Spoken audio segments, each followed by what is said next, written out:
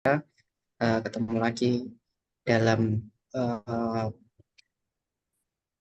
sesi pembahasan kali ini yang mana hari ini kita akan membahas sebuah buku yang berjudul Sisi Lain Charles Perrault Shoemaker pada tanggal 7 November 2024. Nah, buku ini ditulis oleh penulis yaitu yang Kang Hafiz Azhar. Jadi sedikit informasi untuk penulis dari buku ini, Kang Hafiz Azhar. Beliau ini menempuh pendidikan S1 di jurusan Sastra Arab, Universitas Islam Negeri Sunan Gunung Jati, Bandung, lalu melanjutkan studi S2 pada jurusan Kajian Budaya di Universitas Pajajaran. Nah, selain juga mengajar, Kang Hafiz ini juga sudah menulis beberapa buku dan juga buku-bukunya juga sudah terbit. Nah, beberapa buku-buku tadi adalah Jejak Kecil di Pinggiran, dari Baduy Arab hingga Rekayasa Digital yang diterbitkan tahun 2019. Lalu ada buku Bandung di Persimpangan Kiri Jalan yang diterbitkan tahun 2021. Kemudian ada buku Riwayat Sarekat Selam Bandung 1912 sampai 1916 yang diterbitkan tahun 2021. Kemudian ada Jejak Kaum Nasionalis di Bandung 1925 sampai 1934, terbit tahun 2022. Persatuan Islam Masa Hindia Belanda 1923 sampai 1939 yang diterbitkan tahun 2022, dan Riwayat Indonesia Party 1912 dan sampai dengan 1923 yang diterbitkan tahun 2023. Nah, begitu pengantar dari saya. Untuk selanjutnya akan kita mulai pembahasannya. Kang Hafiz, apakah bisa dimulai untuk pembahasan bukunya? Siap. Enggak? Bentar. Ini agak berisik juga nih lagi di pinggir jalan jadi. Bentar ya, saya Oh, pakai headset dulu. ya, enggak apa-apa. Jadi kalau bisa disimpulkan sejauh ini Kang Hafiz memang sudah banyak menulis buku dan sangat berpengalaman juga untuk menulis eh, buku, terutama untuk yang berkaitan dengan Islam dan juga di masa kolonial. Begitu, Kang? Ya, ya, bentar. Ada kedengaran suara saya? Sudah kedengaran, Kang? Tapi agak kecil suaranya. Oke, bentar. Cek, cek, cek. Nah, ya sudah mulai kedengaran. Oke, langsung ini. Ya, Oke. silakan, Kang. Selamat malam. Assalamualaikum warahmatullahi wabarakatuh. Waalaikumsalam warahmatullahi wabarakatuh. Terima kasih Tiwi yang sudah mengajak lagi saya kembali. Ini kedua kalinya ya, Wi ya. Saya bisa bergabung sama teman-teman temu sejarah. Buku sebelumnya itu yang dibedah di sini buku tentang Bandung di Persimpangan Kiri Jalan. Nah, sekarang ini masih sebenarnya masih seputar Bandung juga. Cuman ini lebih ke tokoh arsitek ya, tokoh arsitek di Bandung, tokoh terkemuka. Oke, kalau ngomongin pertama mungkin saya ingin menjelaskan dulu cikal bakal kemunculan atau lahirnya atau terbitnya buku ini. Eh, Pertama, buku ini ialah buku kumpulan tulisan atau bunga rampai yang semula diambil dari tulisan-tulisan yang ada di bandungbergerak.id. Memang dulu itu sebenarnya sampai sekarang saya didapuk sebagai kolumnis, bukan komunis ya, kolumnis Bandung Bergerak gitu. Jadi setiap 1 minggu sekali saya ngisi kolom mingguan ya di Bandung Bergerak. Isu-isunya tentu saja seputar Bandung, sejarah Bandung, dan memang saya difokuskan pada sejarah pergerakan di Bandung. Nah, kalau tadi teman-teman melihat buku-buku saya yang disebutkan, itu memang ada berhubungan dengan sejarah pergerakan juga gitu. Ada tentang Sarekat Islam di Bandung, kemudian ada jejak kaum nasionalis di Bandung, Bandung di persimpangan kiri ya, pergerakan kiri Bandung. Ada juga tentang Persatuan Islam gitu. Nah, kenapa misalkan sekarang atau buku yang dibedah ini mengenai Wop Sumahar. Nah, sebetulnya saya juga menulis tentang Wop Sumahar tentu saja sisi lain dari apa namanya riwayat hidup yang memang banyak orang atau para penulis biografi Sumahar itu lebih difokuskan pada bidang arsitektur gitu. Tapi saya menemukan misalnya beberapa hal yang menarik dari Wop Sumahar ini. Selain dia itu kan mentornya Soekarno ya, yang kalau teman-teman pasti tahu kalau baca buku biografi Soekarno, nama Wop Sumahar itu pasti disebut-sebut di situ gitu. Nah, kemudian ada yang memang sebetulnya yang melatari pertama kali untuk menulis tentang Wop Sumahar ini pantikan dari Kang Hawe ya, Kang Hawe Setiawan. Sekitar 3 tahun ke belakang, semasa COVID ya, COVID-19, waktu itu memang beberapa minggu sebelumnya ayah saya meninggal karena COVID gitu. Kemudian Kang Hawe pada waktu itu tiba-tiba ngejapri, WhatsApp ya, menghubungi saya, kemudian memfotokan salah satu penggalan dari bukunya Dulemen, Van Dulemen, yang itu mengenai biografi Wop Sumahar. Kalau teman-teman setting aja gitu, cari di marketplace, ada buku karangan Panduleman itu judulnya atau buku itu tentang biografi Wop Sumahar yang sudah diterjemahkan oleh Komunitas Bambu, oleh penerbit Komunitas Bambu. Nah, di situ Kang Hawe memfoto sedikit penggalan dari isi itu. Kang Hawe apa namanya memfotokan isi bahwa Wop Sumahar itu katanya ada hubungannya dengan Persatuan Islam gitu. Nah, eh, kurang lebih kayak gini kalau menurut apa bahasa Indonesianya. Eh,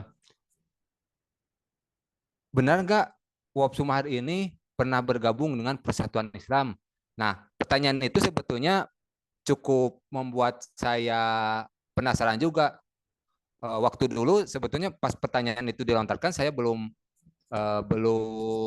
menggali lebih dalam. Kemudian saya menjawab ke Kang Hawe, kayaknya nggak mungkin gitu. Wop Sumahar ini bergabung dengan Persatuan Islam atau Persis ya yang berdiri di Bandung. Nah, usut punya usut, kemudian saya menggali lagi, mencari, menelusuri, ternyata memang setelah saya menelusuri jejak-jejak Wop Sumahar di Bandung, ada serpihan-serpihan dari surat kabar yang itu menyebut-nyebut nama Wop Sumahar ketika dia berkhotbah menggunakan bahasa Sunda di kantor Persatuan Islam di Bandung gitu. Nah, ini tentu saja menjawab pertanyaan Kang Hawe sebelumnya bahwa Wop Sumahar ini ada hubungannya dengan Persatuan Islam atau kalau pertanyaan Kang Hawe waktu itu benar nggak kira-kira Wop Sumahar ini sebagai atau menjadi anggota Persatuan Islam.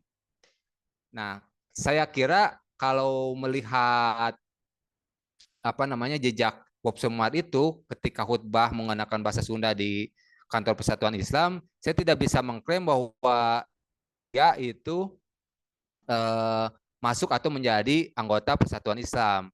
Tapi kemungkinan besar dia ada hubungan yang erat dengan anggota atau pengurus Persatuan Islam di waktu itu gitu. Buktinya apa? Buktinya Wop Sumahar sempat menulis kata pengantar untuk bukunya Muhammad Nasir, ya M Nasir, di bukunya yang berjudul Kultur Islam gitu. Nah itu jadi saya kira dari situ memang jadi tergetik juga jadi wah ini saya jadi terus menggali tentang Wop Sumahar terutama yang hal-hal yang lain yang di luar arsitek sebetulnya ya di luar, apa namanya di luar dari kebanyakan orang yang banyak menulis atau meneliti tentang Sumahar. Kalau saya misalkan telusuri di jurnal-jurnal ilmiah ya itu banyak banget yang meneliti eh, apa namanya aspek-aspek arsitektur ya, entah itu dari segi corak desainnya gitu, rancangannya ataupun fasad-fasad yang memang itu berhubungan dengan arsitektur bidang Sumahar sendiri gitu. Nah, saya ingin keluar dari situ. Sehingga nah di buku itu kan kumpulan tulisan nih. Ada beberapa hal yang saya lebih mengarah ke aktivitas sosial dan politik Sumahar waktu itu. Misalkan Sumahar apa namanya sempat menjadi anggota Hamintera di Bandung ya, anggota Dewan Rakyat gitu. Dewan Kota, anggota Dewan Kota di Bandung. Kemudian dia juga beberapa kali dicalonkan menjadi anggota Haminterat.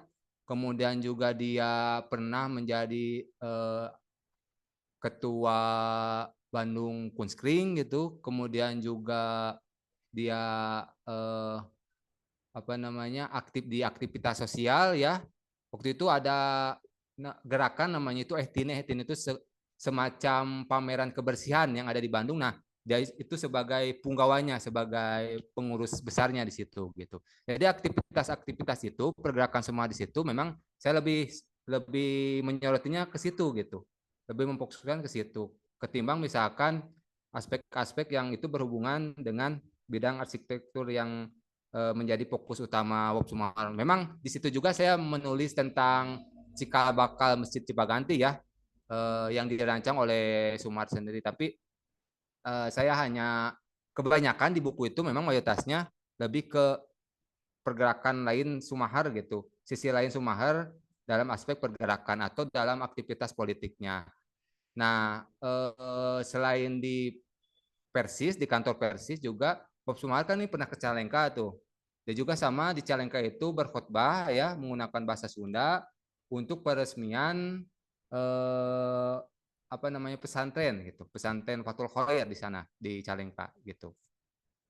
Jadi memang Sumar ini kalau dilihat dari apa namanya aktivitasnya, kenapa misalkan orang Belanda ini bisa khutbah di organisasi-organisasi Islam? Karena memang Wop Suman ini belakangan dia menjadi mualaf gitu, pembina agama gitu. Nah, kalau kita merujuk pada bukunya Doleman, sebetulnya ada kekeliruan yang ditulis oleh Doleman. Doleman mencatat di situ Wop Sumahar masuk Islamnya tahun 1916. Tapi setelah saya telusuri di koran-koran sejaman, banyak yang memberitakan bahwa Wop Sumar itu masuk Islamnya sekitar tahun 20-an gitu. Jadi baru belakangan. Nah, tahun 1915 Wop Sumar saya kira baru baru datang ke Bandung gitu. Dan itu nggak bisa diklaim dia masuk Islam gitu. Nah, di situ ya hal-hal yang menarik itu yang saya kira bisa menjadi atau menjadi fokus saya dalam tulisan yang saya tulis di buku itu gitu. Aktivitas lainnya tentu saja untuk apa ya untuk eh, perjalanan spiritualnya memang menarik juga nih Sumar ini ketika menjelang menjelang kematiannya ya dia itu apa namanya kononnya menurut catatan Dulemen gitu dipaksa untuk mati secara Nasrani katanya gitu. Makanya ada yang menyebut termasuk Dolman sendiri kematian dia sebagai Nasrani itu sebagai Kristen gitu itu dianggap merupakan paksaan dari keluarganya yang tidak setuju dia masuk Islam gitu. Nah, itu yang memang bagi saya sendiri menjadi hal ya atau sisi lain Sumar yang tidak banyak digali gitu. Apalagi ya, mungkin itu hal-hal yang saya kira di apa namanya garis besar dari buku yang saya tulis di situ. Aspek-aspek itu mungkin aspek sosial atau aktivitas politik Sumar sendiri. Untuk aspek arsitekturnya, saya tidak banyak menggali ke situ. Cuman ya ada hal-hal atau ada beberapa tulisan yang memang saya tulis lintas di situ. Mungkin itu untuk pengantar kita bisa diskusi selanjutnya. Baik, terima kasih Kang Hafiz. Cukup menarik juga ya ternyata untuk eh, pembahasannya. Ternyata Eh, Kalau boleh mengawali dulu nih, Kang Hafiz, saya sebetulnya punya pertanyaan. Karena sebetulnya saya juga pernah mengulik sedikit tentang tokoh ini memang menarik karena memang beliau ini adalah orang Eropa sebetulnya, kemudian berpindah agama ke Islam. Nah, sebetulnya yang jadi selama ini jadi di jalan pikiran saya adalah eh, gimana sih sebetulnya awal adanya kemunculan apa ya apa ya para intelektual eh, Islam tapi yang berasal dari Barat. Karena kita tahu selama ini intelektual Islam itu kalau tidak berasal dari Indonesia sendiri pasti berasal dari wilayah Timur Tengah atau dari sejumlah negara di kawasan Asia yang memang didominasi oleh eh, Islam. Tapi bagaimana bisa ada intelektual yang berasal dari Barat, kemudian juga Islam? Nah, jalan asal mulanya itu bagaimana, Kang? Oke, jadi berpindahnya Bob Sumahar ke agama Islam itu memang dipengaruhi oleh tokoh Islam dunia juga waktu itu namanya Khalid Sadrek. Jadi kepindahan Sumahar ke Islam itu waktu dia berada di Mesir, di Kairo gitu, bertemu dengan Khalid Sadrek. Mungkin ada semacam dialog yang menjadikan Sumahar itu berpindah Islam gitu. Kalau belakang misalkan tahun 30-an ketika di apa namanya? Di gelar Sahadat Resmi gitu ya. Sahadat Resmi di Bandung gitu. Sumah itu berpidato bahwa masuk Islam itu dikarenakan karena Islam itu agama yang pertama menarik, kemudian menghormati nilai-nilai apa namanya kemanusiaan karena gitu. Nah, terlepas dari itu saya kira apa namanya pengaruh Khalid Sadek ini kuat untuk memengaruhi Sumahar masuk Islam gitu. Nah, nama Sumahar sendiri ini ada tambahannya sebetulnya. Nama Islamnya itu Kemal. Jadi kalau kan kepanjangannya itu Charles Prosper Pop Sumahar. Kemudian ditambah ada nama Kemal. Jadi Charles Prosper Kemal Pop Sumahar. Nah, kenapa nama Kemal itu dimunculkan atau dijadikan nama Islam Sumahar? Saya menduga karena di tahun 20-an itu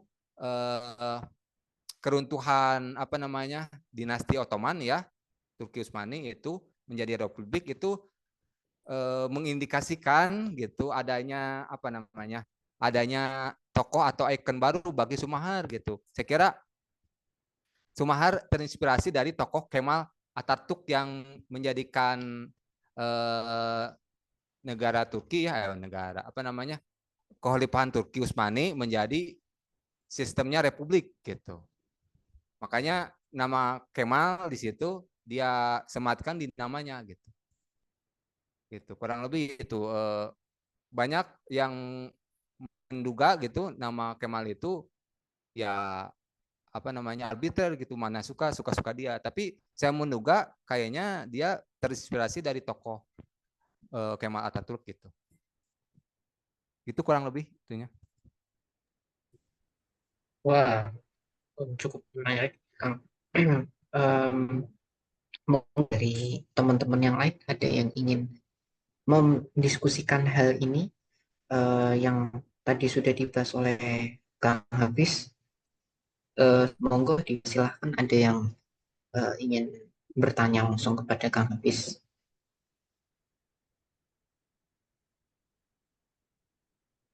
Ya, silahkan untuk Kak Tiwi mungkin ingin bertanya juga berdiskusi langsung dengan Kang Hafiz. Silahkan. Iya, makasih Kak Iqbal. Mau nanya nih, kan kalau tidak salah, akhirnya masuk Islam itu gara-gara dia tertarik sama perempuan di syaratnya untuk menikahi perempuan tersebut adalah harus masuk Islam. Nah, mau mengkonfirmasi apakah ini juga salah satu penyebab yang membuat Sumahar ini berpindah agama menjadi mualaf gitu. Nah, terus sebetulnya sereligius apa sih Sumahar ini? Kan dia juga bersahabat sama Soekarno kan dan tokoh-tokoh lainnya, dan Hmm. dianggapnya juga kalau Sumahar ini termasuk flamboyan lah, yang suka perempuan sana perempuan sini. Nah, dari yang AA ketahui sendiri seperti apa? Begitu, A. Oke, untuk apa namanya pengaruh perempuan ya terhadap kepindahannya Sumahar, saya kira tidak banyak data yang mengarah ke situ sih.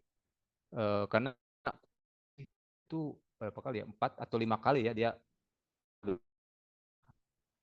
untuk apa namanya pengaruh perempuan untuk kepindahan Soekarno Sumahar sendiri, saya kira tidak banyak, tidak kuat ke situ gitu. Kemudian eh, apa namanya kesamaan kemiripan antara Soekarno dengan Sumahar ya menyukai perempuan, yaitu karena memang dalam bahasa siapa itu eh, penulis biografi Soekarno tuh. Aduh lupa lagi. Ya pokoknya itu ada ya penulis biografi Soekarno, kemiripan antara Soekarno dan Sumahar sama-sama menyukai apa namanya perempuan, karena memang di Bandung kan dia Soekarno itu sebagai muridnya, kemudian juga siapa Sumahar sebagai gurunya atau mentornya gitu. Nah dari situ katanya memang banyak dialog-dialog yang itu bukan hanya mengarah pada perempuan, awalnya mengarah pada seni, dan keduanya memang sama-sama menyukai seni juga ya, menyukai keindahan gitu, menyukai kecantikan gitu. Dari seni itu akhirnya lompat ke situ, ke ke menyukai sama menyukai sama-sama menyukai perempuan gitu, sama-sama menyukai kecantikan perempuan gitu. Uh, Alasan kenapa keduanya menyukai perempuan saya kurang tahu sih. Yang jelas awalnya ada dialog antara guru dan murid ngomongin seni, kemudian akhirnya ngomongin perempuan gitu. Kalau misalkan diibaratkan mas saya misalkan sama Fikri ngobrol tentang seni, kemudian ngalor ngidul, akhirnya ngomongin perempuan gitu. Itulah kurang lebih. Untuk alasannya sendiri saya nggak tahu kenapa Sumahar dan Soekarno itu eh, menyukai perempuan gitu. Apa menyukai hyper gitu, hyper menyakinya hyper banget. Gitu paling Wi. Siap.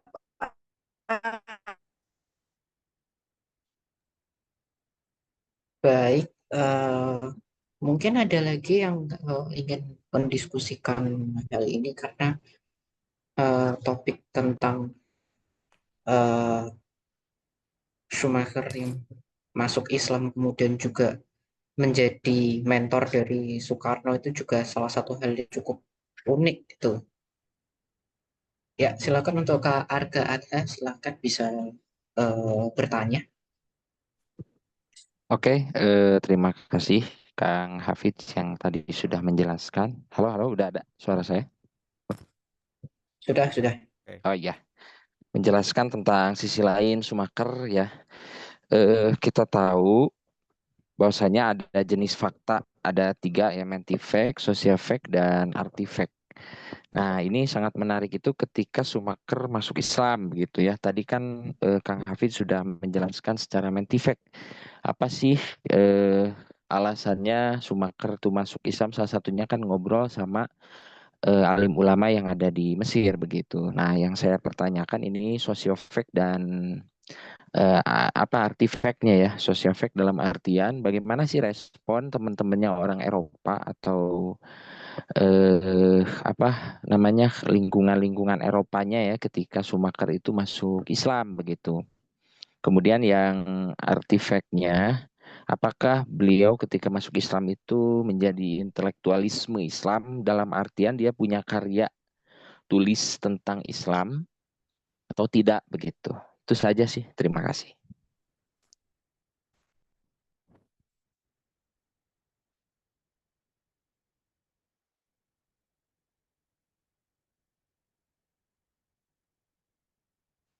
Oke, langsung jawab ini. Silakan Oke, Kang Hafiz langsung dijawab. tadi ya, saya belum menemukan apa reaksi ketika Sumahar ya masuk Islam dari apa namanya dari lingkungan orang-orang Eropa gitu. Kebanyakan memang ketika santer pemberitaan itu terbit di koran-koran Belanda itu hanya menyebutkan bahwa Sumahar masuk Islam dan itu nanti upacara apa sahadatnya mungkinnya akan digelar di Bandung gitu saja sih, nggak ada misalkan ada reaksi apa-apa, nggak ada gitu. Pun saya nyari di buku-buku tentang biografi Sumahar juga saya belum menemukan seperti apa reaksi yang santer dari orang-orang Eropa gitu. Itu pertanyaan pertama. Yang keduanya untuk apa namanya karya ya karya Sumar sendiri di bidang Islam, saya kira hanya eh, kata pengantar yang dituliskan untuk bukunya M. Nasir. Saya kira itu saja yang saya dapat ya. Mungkin eh, kayaknya ada tulisan Sumahar tentang arsitek atau seni Islam misalkan ya. Ada kayaknya. Di luar dari tulisan kata pengantar untuk bukunya Muhammad Nasir gitu. Nah, kemudian Sumahar juga kan setelah masuk Islam dia itu didapuk menjadi ketua Persatuan Islam Barat cabang Bandung gitu lah, kurang lebih gitu. Nah, ketua Persatuan Islam Barat pusatnya kan Khalid Sedek tuh. Nah, Sumahar itu didapuk menjadi ketua Persatuan Islam Barat di Bandung gitu. Nah, kenapa dia didapuk menjadi ketua Persatuan Islam Barat di Bandung? Karena jaringan yang kuat terhadap organisasi Persatuan Islam Barat itu ya hanya Sumahar yang terjaring terkoneksi ke Khalid Sedek gitu atau ke Islam yang ada di Barat. Walaupun tokoh-tokoh Muslim waktu itu memang banyak juga yang berada jaringannya keluar, tapi saya kira yang santer yang kuat sekali jaringan ke situ ya apa namanya Sumahar. Apalagi Sumahar eh, dipengaruhi masuk Islamnya oleh Khalid Sedek sebagai ketua Persatuan Islam Barat Pusat gitu. Mungkin itu. Jadi untuk karyanya karya yang mengarah ke Islam ya, ke nilai-nilai keislaman, saya kira teman-teman bisa baca kata pengantar Pop Sumahar untuk bukunya Muhammad Nasir, Kultur Islam gitu. Selain itu saya belum menemukan, tapi kayaknya ada sih, kalau ditelusuri kayaknya ada gitu. Di apa di majalah atau di skrip ya apa ya?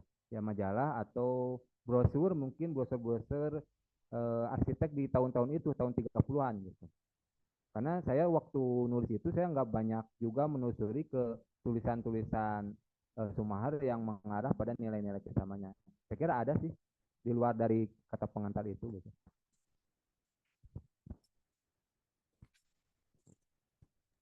Oke, selanjutnya adakah teman-teman yang ingin eh, bertanya dan juga berdiskusi langsung dengan Kang Hafiz?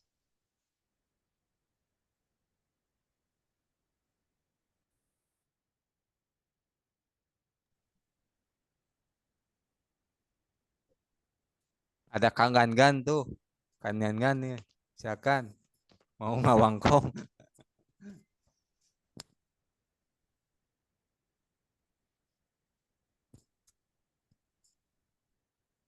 Lanjut lah Kang Hafiz soal iya mah tepati inilah kalau soal Sumaker bikin bangunan di gunung baru saya mau nanya. Kayaknya mah ayah Lanjut Kang, Kang Hafiz. kayaknya mah ayah Kang. Yang candi di Gunung Puntang. Lanjut ya Kang.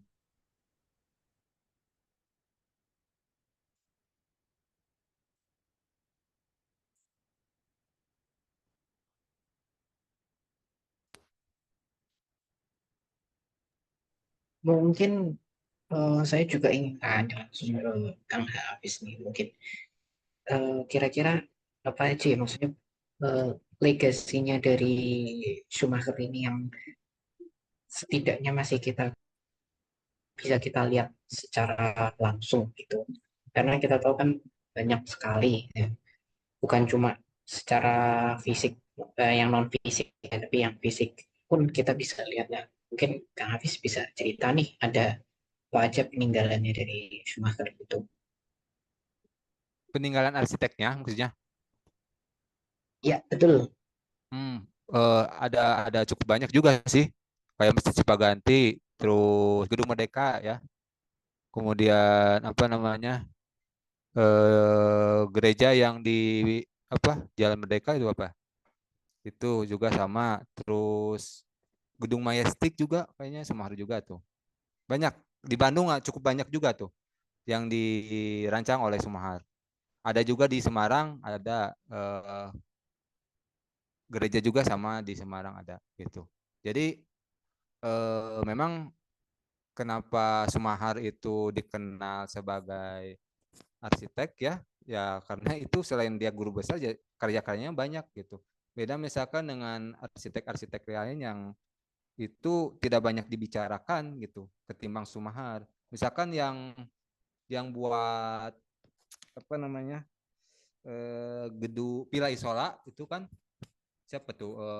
Sumahar dengan satu lagi siapa? Rancang tuh. Baretti ya, Baretti gitu. Itu tidak lebih banyak dibicarakan ketimbang Sumahar gitu. Pasti yang mengarah kalau ngomongin rancangan Isola itu yang banyak dibicarakan tentu saja Sumahar ketimbang Baretti sendiri yang itu sebetulnya mendominasi rancangan Villa Isola ketimbang Sumahar gitu. Jadi ya ngomongin karyanya sendiri ya, karya di bidang arsitekturnya ya banyak gitu Sumahar, makanya dia dikenal sebagai arsitektur di sini. Nah, beberapa hari kemarin misalkan ada acara di Jakarta untuk apa namanya mengenang kembali karya Sumahar gitu. Kemudian di Bandung juga ada apa acara ya di Braga kalau nggak salah itu yang ngadainnya dialog apa gitu ya. Itu Mbak Angel dan kawan-kawan gitu ada inisiatif ke situ dan itu ada semacam working group di situ menjelajahi gedung-gedung bersejarah terutama yang dirancang oleh Sumahar di kawasan Braga gitu. Jadi memang kiprah Sumahar atau karya Sumahar itu memang tidak hanya berhenti di zaman itu saja tapi eh, apa namanya pengaruhnya atau karyanya itu bisa masih dikenang sampai sekarang gitu oleh masyarakat di Bandung ataupun di luar Bandung gitu. Karena rancangannya itu memang kalau misalkan bahasa Dulemen itu dalam bukunya arsitek perancang arsitektur di kawasan tropis itu bisa dilihat bagaimana rancangan Sumahar ya di kawasan tropis itu seperti apa. Ya kita bisa lihat lah gedung-gedung yang dirancang oleh Sumahar gitu.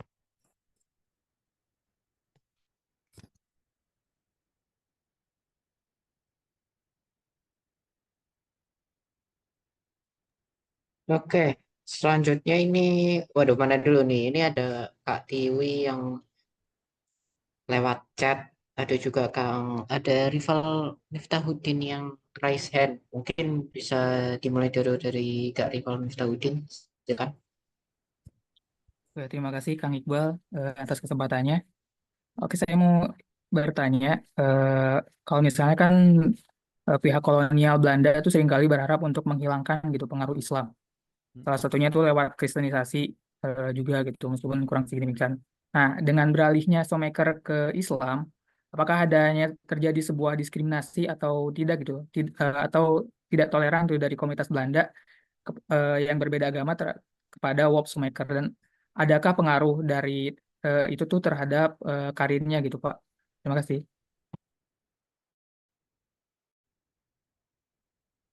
Gimana tadi saya kurang menyimak pengaruh apa tadi? Dari itunya, Pak, dari eh, kan seringkali pihak kolonial tuh ingin menghilangkan pengaruh Islam gitu. Hmm. Terus apakah itu berpengaruh terhadap karirnya filmmaker dan adakah diskriminasi atau tidak toleran terhadap filmmaker dari komunitas Belanda atau orang Belanda? Oke.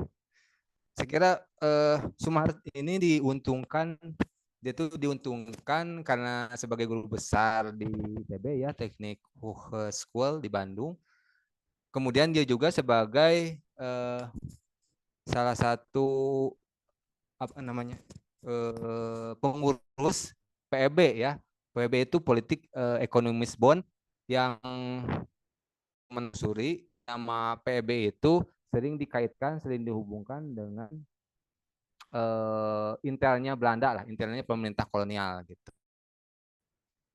Si Sumahar ketika dia mencalonkan diri sebagai anggota Haminterat gitu, itu mengatasnamakan dari partainya PEB gitu. Partai PEB ini sangat disegani tentu saja di Hindia Belanda, terutama di Bandung gitu. Jadi di situ bisa kelihatan sebetulnya ketika apa namanya Sumahar masuk Islam, tidak akan banyak orang ya, terutama orang-orang Eropa yang akan macam-macam sama dia gitu, karena dia punya jabatan yang sentral ya, bukan hanya di sebagai guru besar tapi juga di partai PEB, bahkan di Haminterat sendiri gitu sebagai anggota. Jadi itu untuk apa namanya pengaruh atau kiprah Sumahar ketika atau setelah masuk Islam gitu. Itu mungkin ya jawabannya.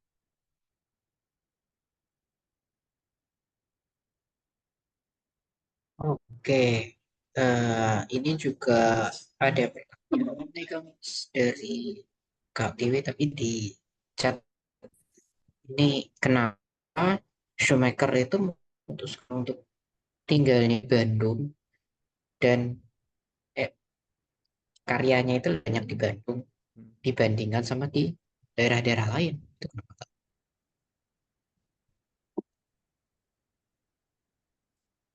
Oke. Ini hanya asumsi saja ya, bukan saja. Memang kan bukan hanya Semar sebenarnya, orang-orang Eropa atau orang-orang Belanda waktu itu ingin tinggal di Bandung karena Bandung ini sebagai tempat atau kawasan yang oleh pemerintah kolonial sendiri didesain sebagai kawasan Eropa gitu. Makanya ada istilah Paris Panjapa. Nah, mungkin itu juga yang menjadi alasan apa namanya Sumahar tinggal di Bandung gitu.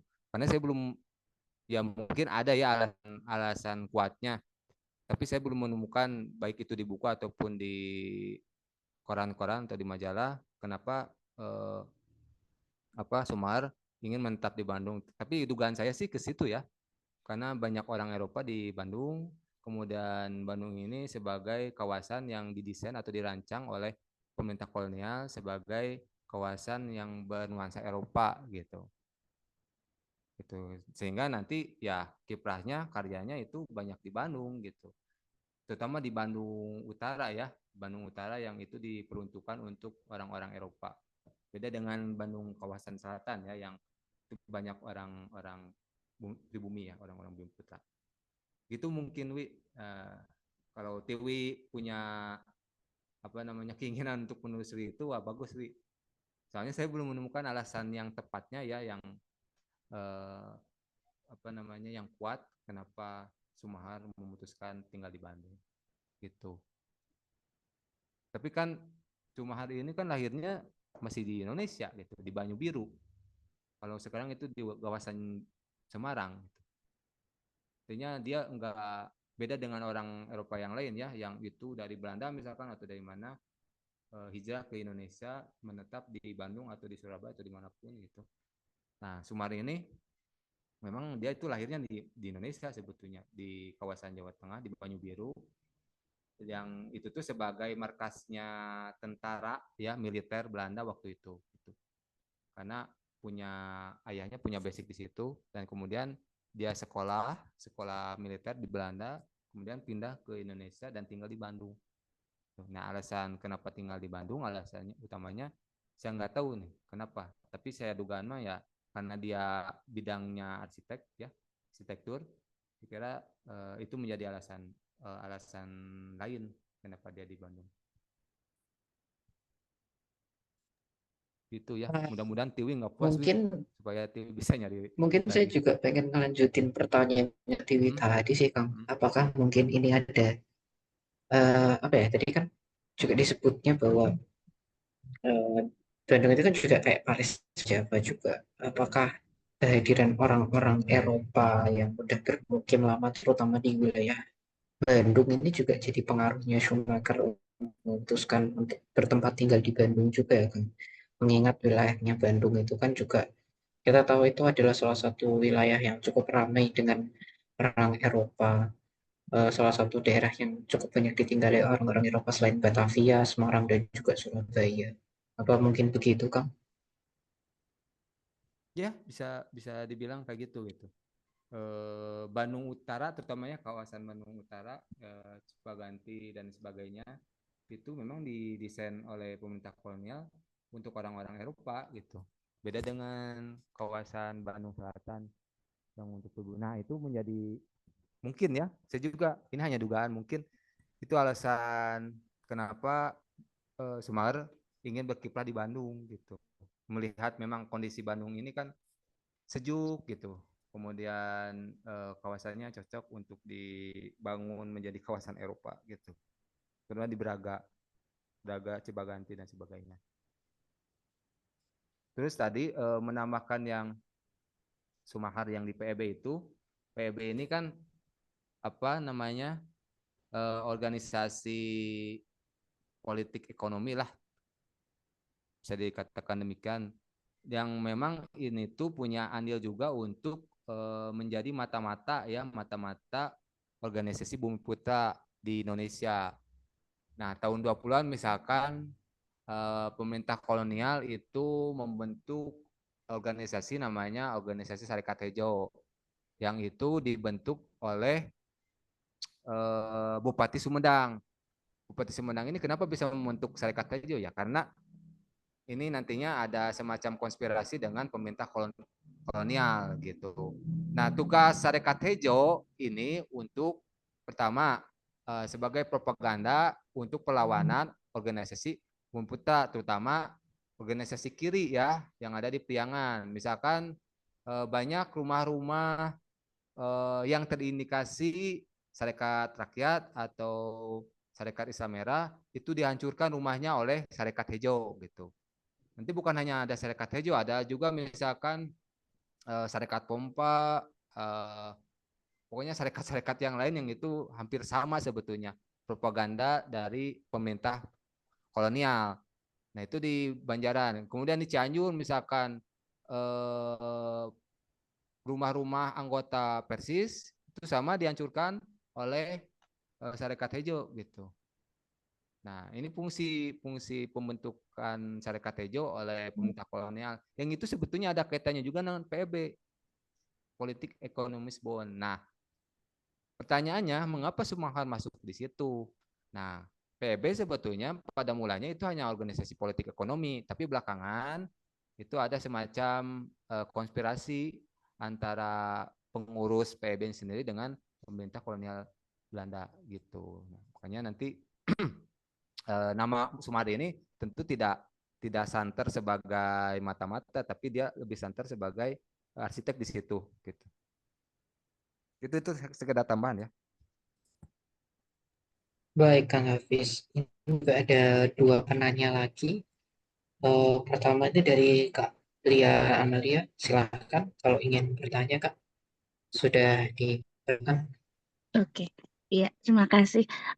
Mau tanya, terus terang saya baru tahu ya, saya baru tahu kalau Sumakar ini adalah Muslim ya, baru Muslim dan baru mualaf di tahun 1920.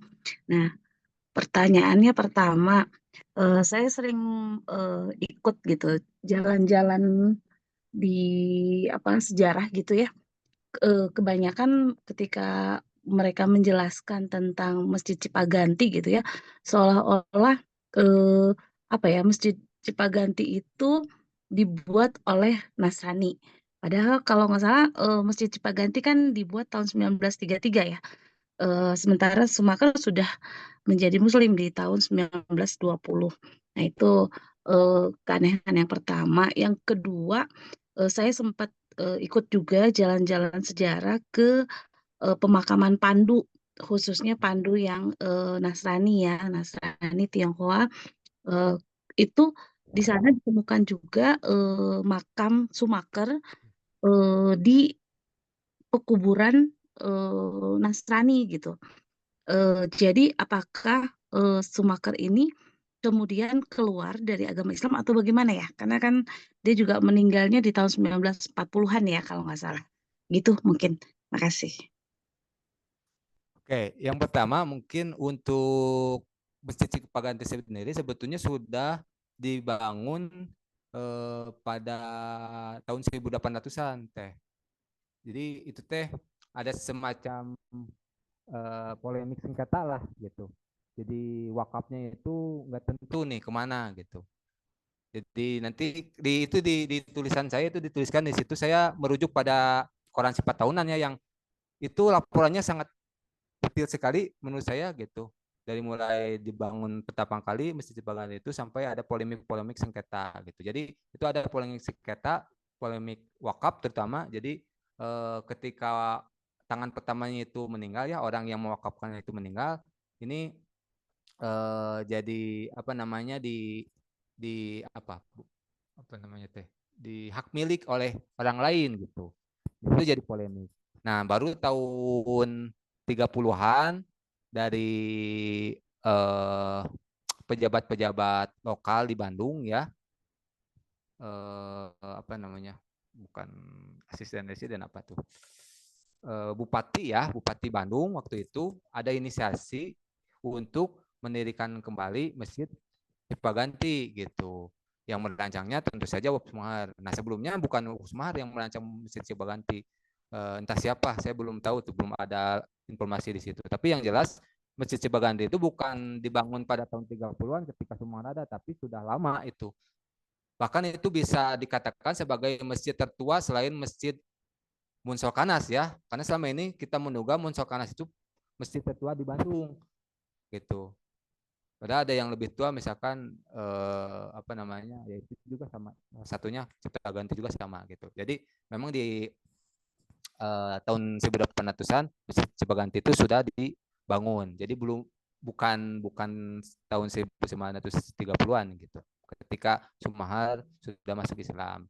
Nah, kemudian yang kedua, kenapa Sumahar meninggalnya dalam keadaan Kristen ya? Karena itu tadi kalau saya merujuk pada Dulemen, meninggalnya Sumahar menjadi Kristen itu karena atas paksaan keluarganya waktu itu dalam catatan Dulemen itu ketika meninggalnya Sumahar itu memegang Alkitab gitu. Bisa jadi tafsiran Dulemen dalam bukunya bisa jadi itu ada paksaan, kemudian meninggalnya Dulemen juga itu karena dia stres katanya gitu, stres oleh keluarganya gitu. Nah itu mungkin satu alasan yang masuk akal ya ketika pertanyaan mengapa Sumahar mati atau dimakamkan dalam keadaan non Muslim gitu. Itu paling teh ya. Oh iya, makasih Kak. Baik, selanjutnya ini ada penanya yang berikutnya, Bang. Ini yang maka ini boleh silahkan untuk bertanya.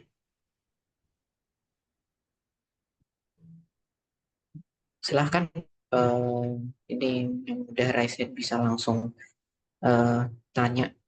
Jangan lupa untuk di unmute dulu biar kalau pas ngomong biar nggak ketutup.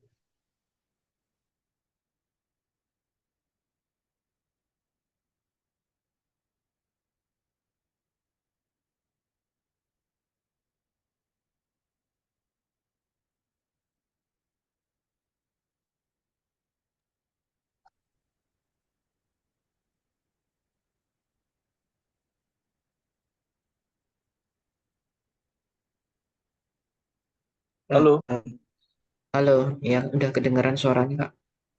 terima kasih. Saya Abimanyu dari Bandung. Ada pertanyaan dan sedikit tanggapan tadi sebenarnya mengenai itu juga saya sempat terlintas ya pertanyaan TV tadi kalau nggak salah kenapa Schumacher banyak karyanya di Bandung. Menurut saya izin sharing Mas Hafid bisa di Ya, silakan. memang banyak faktor ya. nggak hanya single factor, multi factor. Satu kan dia ini kan alumni, dia tuh Zeni kan sebenarnya arsitek, bukan arsitek sipil kan. Kota di Breda itu pusat apa kayak kita Akmilnya, Magelangnya Belanda itu Breda. Dan kalau saya penugasan pertama dia itu di awal abad 20 itu di Cimahi. Iya, betul. Dari Cimahi sebagai kota Garnison, karena Bandung dipisahkan untuk jadi ibu kota, Bandung sebagai pusat administrasi militernya, Cimahi sebagai Garnison. Jadi menurut saya faktor pertama, dia udah familiar sama Bandung, dia datang ke Cimahi, dan dia karir militernya terhenti karena dia sendiri tidak, passionnya harus itulah kalau istilah sekarang ya.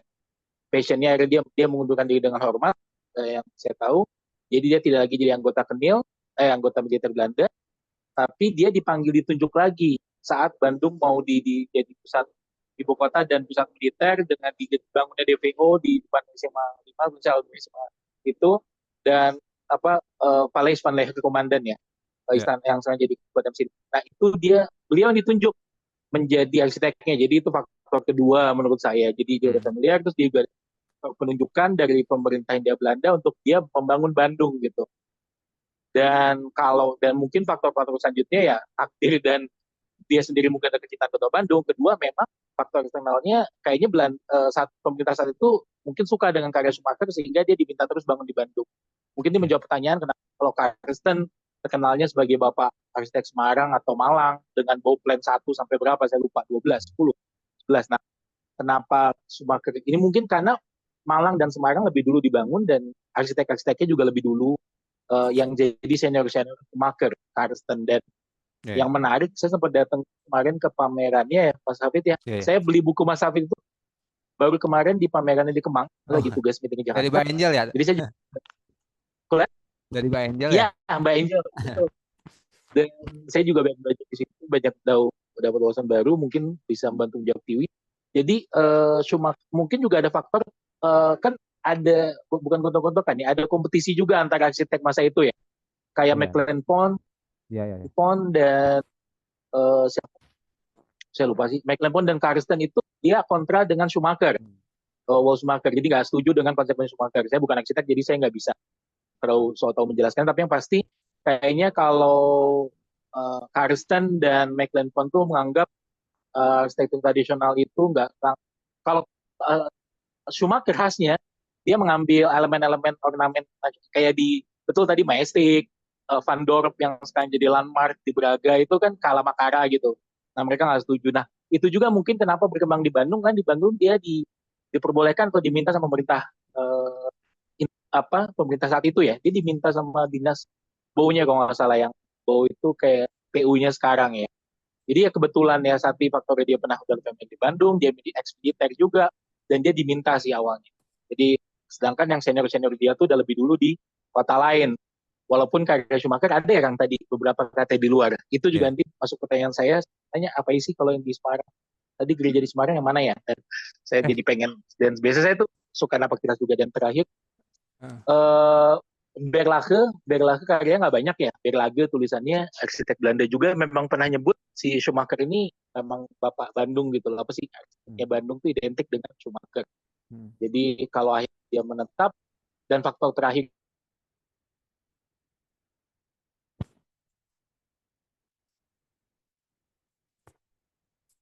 Suaranya keputus, Mas.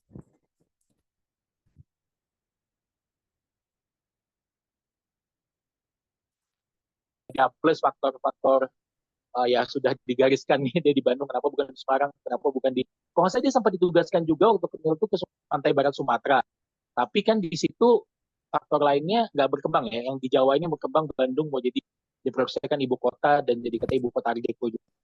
Kebetulan karya Schumacher cocok, mungkin disukai sama pemangku kepentingan saat itu, proyek-proyeknya baik dipakai. Mungkin begitu, maaf panjang. Nah, kalau Mas Hafid yang saya mau tanya tadi karya-karya Schumacher itu apa ya? Saya belum ketemu banyak di luar Bandung itu yang ikonik gimana aja. Sama tadi punten Mas Hafid sempat bilang perancang Villa Isola itu sebenarnya bukan hanya Schumacher tapi Beretti. Saya baru saya baru tahu, karena saya pikir Beretti ini justru yang dia tidak punya background arsitek, tapi dia request terkenal kan, dia banyak demand-nya, dia sekarang BM lah gitu, jadi sampai Schumacher kewalahan untuk memenuhi permintaan dia. Tapi ternyata Beretti itu sendiri sempat memang ada catatannya kalau Beretti sempat merancang ya. Ya, Itu saya aja tuh sih saya. tahu ini pas dari bukunya. Itu belakangan sih yang diterbitkan, yang ditulis sama saya penulis, masih penulis Bandung juga yang diterbitkan sama Pusaka Jaya. Saya juga gitu kan Oh, nyangkanya baru tahu belakangan. Saya kira itu murni dirancang oleh apa namanya Schumacher gitu. Ternyata Bareti sebenarnya juga cukup, ya kalau tafsiran saya cukup mendominasi di situ gitu. Nah itu kayak, tapi kayaknya perlu ditelusuri juga nih. Perlu ditelusuri juga apakah benar tuh Bareti mendominasi rancangan Villa Isola itu gitu. soalnya kan yang kita catatkan yang kita tahu selama ini Beretti nggak punya background Nah itu arsitek atau ya mungkin memang ya kayak betul betul. juga Nah, kan, kalau dia juga ikut merancang karena kan lama jadinya budget membengkak anggaran gara-gara requestnya Beretti ini kan ya ya ya betul. gitu. Nah, mohon Kak, kalau yang bangunan-bangunan kan punten yang tadi karya Schumacher di luar Bandung teh yang ikonik gitu tadi Saya pernah Semarang lihat lihat baca di koran apa yang diterbitkan di Semarang tuh The Lokomotif. ya itu kurang lebih itu dokumentif, katanya Schumacher pernah merancang gereja di situ di Semarang. Saya bukan Oh, nelusuri lagi seperti apa rancangannya atau bentuknya itu seperti apa, tapi ya informasinya seperti itu kurang lebih gitu. Makanya tadi siap, saya siap. sebutkan. Langsung gereja ya catatannya ya. Yang tercatat itu Schumacher pernah bangun gereja di Semarang. Oke, oke. Mungkin itu juga perlu ditelusuri lagi. Apakah betul tuh merancang gereja di sana atau memang ada hal lain kenapa di sana tuh? Mohon Nanti saya siap. apa namanya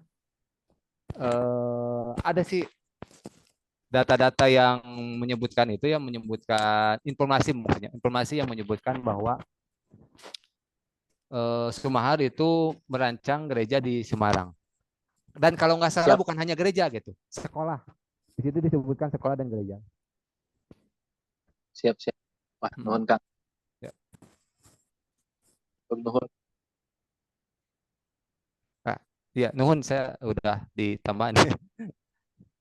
Oke, Sami-sami. baik. Terima kasih ya, Kak, untuk tambahannya sekaligus jadi insight baru juga lumayan. Jadi buat melengkapi namanya juga kita kan diskusi bareng, saling melengkapi, saling bertanya, tanya jawab itu. Mungkin ada lagi yang mungkin ingin bertanya begitu sebelum itu karena memang terakhir.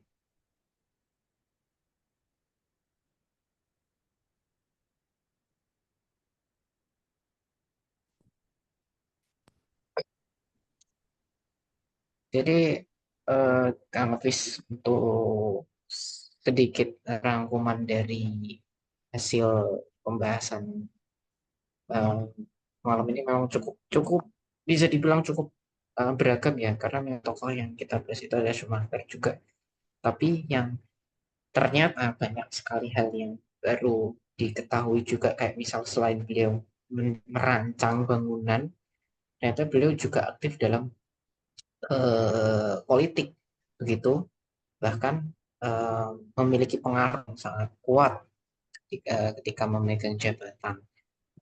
Bahkan eh, beliau meninggalkan legasi-legasi yang cukup banyak. Tapi eh, mewakili apa ya, semua apa ya, pertanyaan-pertanyaan tadi itu sebetulnya ada satu sih sebetulnya khusus pertanyaan untuk Kang Hafiz. Memang sebetulnya Kang Hafiz ini ketika membuat atau menulis buku ini tuh tantangannya apa sih?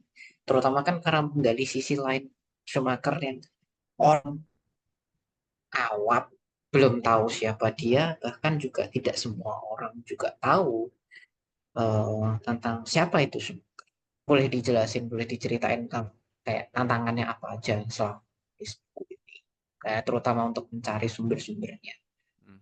Ya tantangannya itu ya tentu saja karena bukan bidangnya, ya kan Sumar itu bidang arsitek, sementara saya ya itu sangat awam dalam bidang arsitektur gitu. Mungkin itu tantangannya, tapi untuk aspek yang lain, mungkin aspek sejarah biografi atau riwayat hidup Schumacher yang lain seperti kiprahnya di sosial atau di politik, nah itu cukup cukup tidak cukup kebingungan lah. Itu hanya bisa melihat benang merahnya saja gitu. Ya salah satu-satunya yang paling membingungkan atau yang menjadi tantangan yaitu tadi apa karya-karya arsitektur Schumacher kan itu misalkan saya merujuk pada beberapa penelitian ya, pasti yang dibahasnya itu tentang bagaimana fasad bangunan dan sebagainya gitu. Itu mesti saya reduksi gitu data-data itu, dan ya meskipun di tulisan saya sebetulnya nggak banyak juga gitu. Kemudian ya tadi ya saya kira saya perlu membandingkan data-data yang saya temukan dengan data-data yang sudah ada. Misalkan tadi data-data yang saya ambil dari Dolman itu ada yang saya ambil, ada juga yang saya bantah di situ. Tapi saya juga berharap sih sebetulnya ada juga yang membantah data-data saya yang sudah tuliskan di situ gitu. Karena prinsip saya menulis itu saya nggak selalu menuliskan sesuatu itu secara mendalam kalau dalam konteks penulisan atau esai sejarah ya, karena saya hanya menyuguhkan data-data saja sebetulnya. Pembaca silakan menafsirkan, mengkritik kalau ya boleh. Saya berharap sih teman-teman pembaca itu bisa menambahkan atau mengkritik lebih jauh dari buku yang telah saya tulis itu atau tulisan yang telah saya tulis gitu. Jadi ya tantangannya sih tadi aja sih, arsitek dalam bidang arsitek itu karena jujur saya awam gitu. Makanya tadi ada tambahan dari Mas siapa tadi eh, terkait dengan apa namanya alasan alasan Sumahar menetap di sini ya selain memang ya betul ya tadi selain memang ada tugas di sini gitu di Cimahi dan tugas dari pemerintah kolonial juga itu bisa jadi faktor yang lain gitu. Kemudian juga ya karya-karya Sumahar saya tentu saja tidak hafal semuanya ya. Saya hanya saya juga hanya melihat dari media-media yang saya baca gitu. Walaupun itu juga ada agak terbatas. Apakah benar misalkan tadi ya Sumahar itu merancang gereja atau sekolah di Semarang misalkan. Karena kan biasanya kalau informasi yang ada di koran Belanda waktu itu hanya ya secuil-secuil saja gitu. Boleh jadi rancangan itu bisa jadi atau bisa jadi enggak gitu. Hanya rencana atau memang itu sudah dihasilkan gitu. Nah, makanya saya dia berharap ada yang menelusuri lebih jauh apa yang tadi saya sampaikan gitu, baik data-data yang eh, saya sebutkan di dalam buku ataupun data-data yang baru sekarang saya sampaikan di sini gitu. Saya berharap sih buku saya itu banyak mengkritik, kalau bisa dicoret-coret nih yang salahnya, yang kurang sertnya gitu. Saya berharap banget kayak gitu.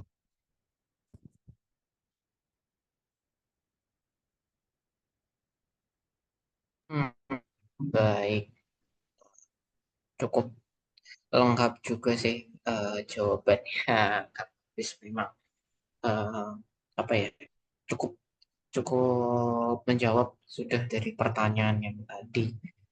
Memang pada dasarnya itu mencocokkan data juga melakukan koreksinya itu memang sangat diperlukan ya Kang. Apalagi memang eh, tidak banyak orang yang tahu gitu kan. Oke, mungkin kalau tidak ada yang bertanya lagi, mungkin bisa dilanjutkan ke sesi dokumentasi dulu. Silahkan, mungkin Kak Tiwi bisa melakukan dokumentasi dulu. Oke, terima kasih Kak Iqbal, Kang Hafid ya, dan teman-teman. Kita foto bareng dulu ya, buat teman-teman yang mau on cam boleh banget. Aku bakal screenshot. Oke, terima kasih Kak Ilham, terima kasih Teh Lia, terima kasih juga yang lainnya kita belum ya, belum di screen nih. Boleh di open lagi kameranya, kita foto. Oke, thank you Kak Abi, thank you Kak Eka. Kita foto ya, 1, 2, 3. Sekali lagi. 1, 2, 3. Oke, terima kasih. Baik, terima kasih atas kehadiran kakak-kakak semua pada diskusi malam hari ini. Semoga hasil dari pembahasan ini bisa sangat. Saya ucapkan juga terima kasih kepada Kak Hafiz yang sudah bersedia untuk menjadi pembicara pada malam hari ini ya Kang. Topiknya sangat menarik tuh. Mungkin ke depannya bisa dibahas lagi nanti di buku-bukunya Kang Hafiz yang lain yang sangat menarik juga nanti dibahas. Saya Iqbal Tauki selaku moderator pada malam hari ini mengucapkan terima kasih atas kehadiran kakak-kakak semua. Saya akhiri, selamat malam. Selamat malam. Selamat malam. Terima Terima kasih kasih. semua. Selamat Kata malam. Kang Hafiz, ditunggu ya karya-karya berikutnya karena ini buku ketujuh ya Kang ya. Iya, siap. Kayaknya produktif sekali nih, Hafiz. Dewi juga sama. Oke, makasih untuk teman-teman yang sudah join. Minggu depan ditunggu lagi. Kita masih ada diskusi rutin ya setiap Kamis malam. Dan selamat beristirahat, lancar untuk aktivitasnya besok. Oke. Assalamualaikum.